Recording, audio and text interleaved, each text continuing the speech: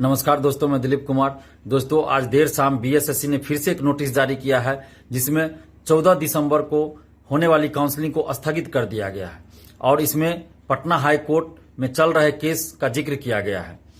लेकिन हम लोगों को इससे दिग्भ्रमित नहीं होना है और 13 दिसंबर को हम लोग को हर हाल में 11 बजे बीएसएससी ऑफिस आना है और आंदोलन हर हाल में करना है, क्योंकि हम लोग का जो आंदोलन का मुद्दा है वो है जाति प्रमाण पत्र, नॉन क्रीमी सर्टिफिकेट, कंप्यूटर दक्षता, टाइपिंग, एमएस ऑफिस, इस सब से संबंधित सर्टिफिकेट जो है वो 2014 का नाम मांग के वर्तमान का लिया जाए, क्योंकि नोटिफिकेशन में ऐसा नहीं लिखा था।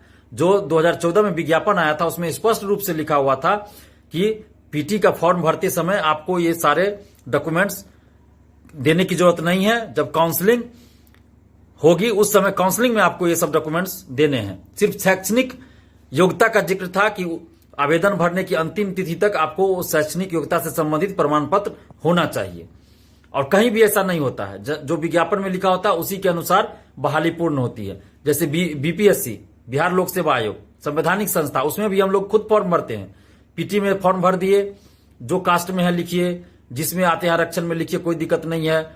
उसके बाद जब मुख्य परीक्षा का फॉर्म भरा जाता है और डॉक्यूमेंट्स भेजा जाता है बीपीएससी को, उस समय लोग बनवा के भेजते हैं, जो भी डॉक्यूमेंट्स चाहिए वो बनवा के भेजते हैं। लेकिन इस बार 67वीं बीपीएससी में बीपीएससी ने क्या किया, नोटिफिकेशन विज्ञापन में ही ये लिख दिया कि जिस दिन आप फॉर्म भर रहे हैं उस तिथि तक या उस तिथि से पहले आपका ये सारा documents, caste certificate, non creamy layer बना हुआ होना चाहिए। तो इस बार जब नोटिफिकेशन में दे दिया तो ठीक है, उसी अनुसार परीक्षार्थी अपना तैयारी करते हैं और डॉक्यूमेंट्स बनाते हैं। लेकिन 2014 के विज्ञापन में ऐसा कुछ था ही नहीं, या बीपीएससी का भी जो पहले का एग्जाम था, 65वीं हो गया, 64वीं हो गया, 63वीं या उससे पहले, उस समय इस तरह का जिक्र नहीं होता था। तो जब मांगा जाता था उस समय लोग बनवा के भेजते थे। और 2014 के विज्ञापन में भी बीएसएससी ने ऐसा नहीं लिखा था कि आपको आवेदन फॉर्म भरने की अंतिम तिथि से पहले तक आपका ये डॉक्यूमेंट्स बना हुआ होना चाहिए, ऐसा कोई जिक्र नहीं था। इसीलिए बीएसएससी बहुत गलत कर रही है और अभी जो काउंसलिंग करवाना है उसमें जानबूझकर नोटिफिकेशन ऐसा निकाला गया कि 2014 का ही चाहिए, ताकि परीक्षार्थी के पास है नहीं, वो जान रहे कि परीक्षार्थी के पास नहीं है, 99% परीक्षार्थी के पास नहीं है। तो ऐसी हालत में क्या होगा, उनको बाहर कर देंगे, मामला ये लोग कोर्ट चले जाएंगे और बहाली पे रोक लग जाएगी। ये चाह रहे हैं कि बहाली पे रोक लग जाए। इनका मकसद ही है, नीतीश सरकार और बीएसएससी का मकसद ही है कि बहाली पूरा नहीं करना है और किसी भी बहाने से बहाली को रोक के रखना है। और यही वजह है, आप लोग इस चीज से समझिए। आज मैंने दोपहर में भी जब वीडियो बनाया उसमें भी इस बात का जिक्र किया था कि देखिए, कोर्ट ने 14 तारीख को सुनवाई का डेट दिया है कि 14 दिसंबर को सुनवाई होगी, लेकिन बीएसएससी ने क्या किया, 14 तारीख के होने वाली काउंसलिंग को ही स्थगित कर दिया। जबकि पटना हाई कोर्ट ने काउंसलिंग को स्थगित नहीं किया है, लेकिन बीएसएससी ने काउंसलिंग को स्थगित कर दिया। यानी कि बीएसएससी 14 दिसंबर को जो सुनवाई होगी कोर्ट में उसका इंतजार कर रही है कि उस दिन क्या होता है। यानी कि ये चाह रही है कि 14 दिसंबर को काउंसलिंग पे रोक लगा दिया जाए, यानी 14 दिसंबर को जो कोर्ट में सुनवाई होगी उसमें कोर्ट जो है रोक लगा दे काउंसलिंग पे। यही चाह रही है ना इसका मतलब। नहीं तो जब पटना हाई कोर्ट ने रोक ही नहीं लगाया काउंसलिंग पे, तो इन्होंने काउंसलिंग को स्थगित कैसे कर दिया 14 दिसंबर वाली काउंसलिंग को। तो इसकी मंशा साफ है, बहाली पूरा नहीं करना चाहती है। और हम बार बार आप लोगों से पहले भी कहते आ रहे हैं कि अगर अभी भी एकजुट होकर नहीं लड़े तो बहाली पूरी नहीं हो पाएगी, 2-3 साल और आगे चल जाएगी, क्योंकि सरकार नहीं चाहती है बहाली पूरा करना, क्योंकि 13,120 पदों पे बहाली होनी है और हर ब्लॉक में, हर जिला में, समाहरणालय में कॉन्ट्रैक्ट पे 6,000-7,000 पे स्टाफ की नियुक्ति कर ली गई है और उसको आगे बढ़ा दिया जाता है, कार्यकाल उसका बढ़ा दिया जाता है। तो आप समझिए, इस चीज को समझिए, साजिश को समझिए, और उसको धीरे धीरे परमानेंट भी कर दिया जाएगा। तो आप ये बहाली पूरा करना नहीं चाहती है। अगर आप लोग चाहते हैं कि ये बहाली जल्द पूरा हो तो उसके लिए जरूरत है कि सबसे पहले जल्दी से जल्दी काउंसलिंग हो और काउंसलिंग करा के मेरिट लिस्ट निकाला जाए। और अगर आप लोग चाहते हैं कि जल्द ये बहाली पूरी हो, जल्द आप लोग को नौकरी मिले, तो हर हाल में आप लोग को एकजुट होकर लड़ना होगा। जो 53,000 आप लोग स्टूडेंट्स हैं सभी को एकजुट होकर लड़ना होगा, तभी काउंसलिंग के लिए सेकेंड लिस्ट भी आएगा और कट ऑफ मार्क्स जारी हो सभी का। सभी परीक्षार्थी जो 53,000 है उनका मार्क्स जारी हो, रैंक लिस्ट जारी हो, ये सभी मुद्दा हम लोग का शामिल है। सेकंड काउंसलिंग के लिए सेकंड लिस्ट जारी हो, ये सभी मुद्दे को हम लोग शामिल कर रहे हैं आंदोलन में और हमेशा हम मांग उठाते हैं। 9 दिसंबर को भी हम बीएसएससी ऑफिस गए थे, सचिव से मिले थे, उसमें भी हमारा ये सभी डिमांड था। आप लोग देख लीजिए, ऐसा नहीं है कि हम ऐसे बोल रहे हैं, उस दिन भी हमने लिखित में दिया था। तो इसलिए जो 53,000 आप लोग स्टूडेंट्स हैं हम सभी के साथ हैं। ऐसा मत समझिएगा कि 14,000 कुछ स्टूडेंट्स जो काउंसलिंग लिस्ट में आ गए हम उनके साथ ही हैं, जो असफल हो गए उनके साथ नहीं है। ऐसा मत समझिए, कहीं भी गलत होगा तो हम आपके साथ हैं उस गलत के खिलाफ लड़ने के लिए, उस अन्याय के खिलाफ लड़ने के लिए आपके साथ हैं हम।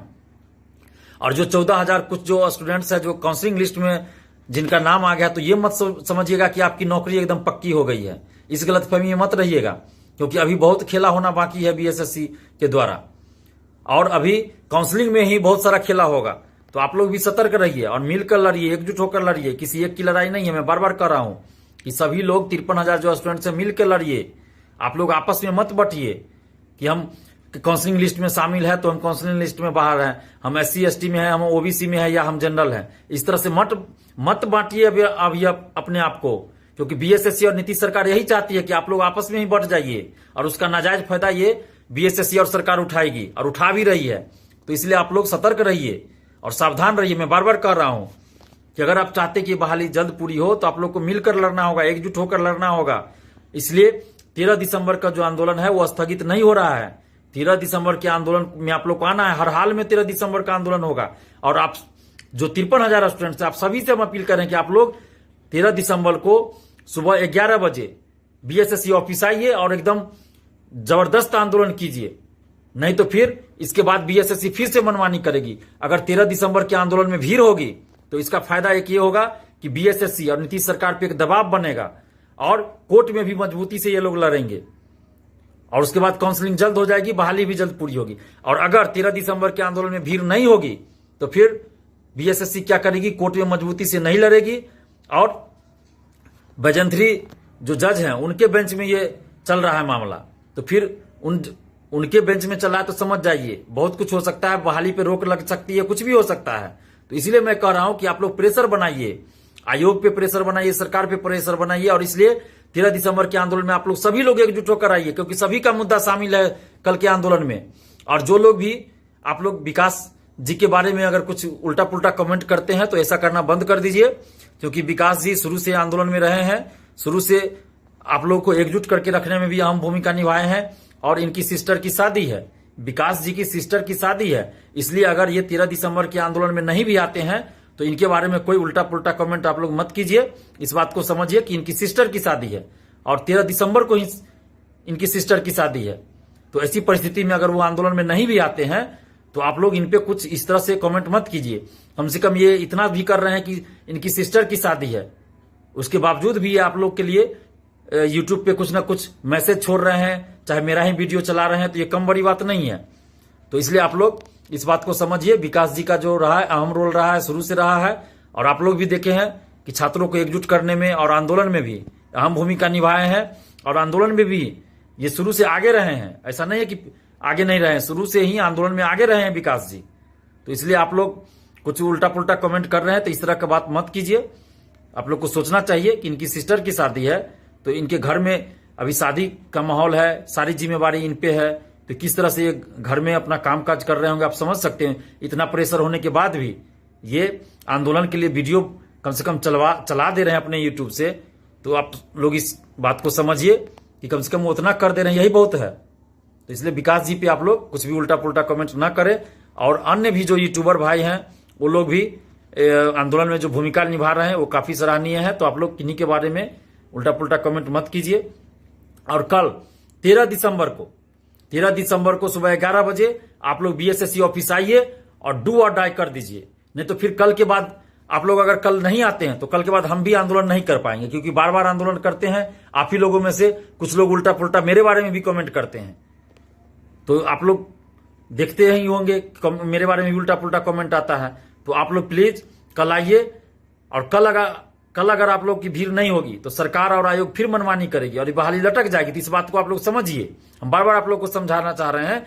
तो बीएसएससी का जो नोटिस शाम में आज आया है तो उससे हम लोग को दिग्भ्रमित नहीं होना है। हम लोग को 13 दिसंबर को आंदोलन करना है, और आप लोग 13 दिसंबर को आंदोलन में आइए सुबह 11 बजे, सभी लोग एकजुट होकर आइए, और घर बैठे मत रहिए, क्योंकि आप अगर घर बैठे रहे तो आपको मिली हुई नौकरी आपके हाथ से छीन ली जाएगी, और छीनने का भी पूरा प्रयास किया जा रहा है बीएसएससी के द्वारा, और छीन ली जाएगी अगर आप घर बैठे रहे। तो इस बात को ध्यान रखिए, मैं बार बार आप लोग को आगाह कर रहा हूं।